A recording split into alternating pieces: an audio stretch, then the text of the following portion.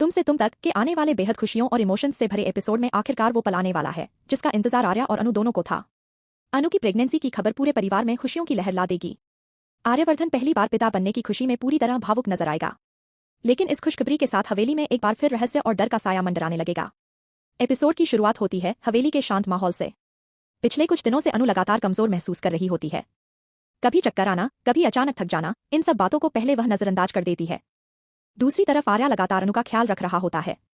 वह हर छोटी बात पर उसकी चिंता करता है, जिससे दोनों के रिश्ते में प्यार और भी गहरा होता जा रहा होता है। उधर दादी और गायत्री देवी भी महसूस करने लगती हैं कि अनु में कुछ बदलाव आ रहे हैं। इसी बीच सुबह पूजा के दौरान अनु अचानक बेहोश होकर गिर जाती है। पूरा परिवार घबरा जाता है। आर्या तुरंत दौड़कर उसे संभालता है और घबराकर डॉक्टर को बुलाने के लिए कहता है। उसकी आंखों में डर साफ दिखाई देता है। कुछ देर बाद डॉक्टर हवेली पहुंचते हैं और अनु का चेकअप करते हैं। पूरा परिवार बाहर बेचैनी से रिपोर्ट का इंतजार कर रहा होता है। उधर आर्या बार बार भगवान से प्रार्थना कर रहा होता है कि अनु ठीक हो, लेकिन तभी डॉक्टर मुस्कुराते हुए बाहर आते हैं और कहते हैं, बधाई हो, अनु मां बनने वाली है।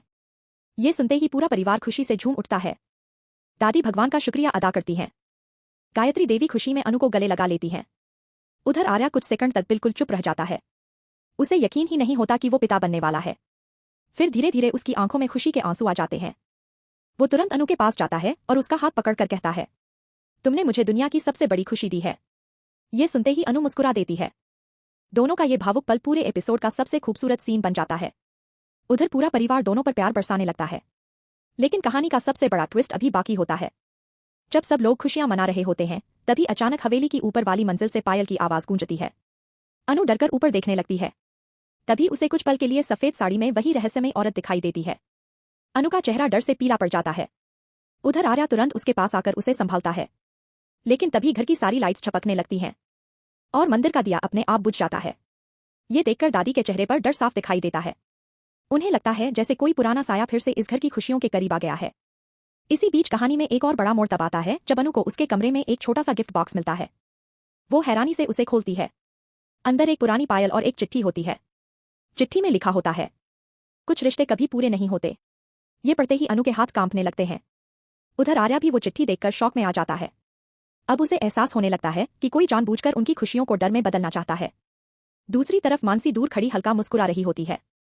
उसकी मुस्कान देखकर साफ लगता है कि वो इस पूरे खेल में शामिल हो सकती है।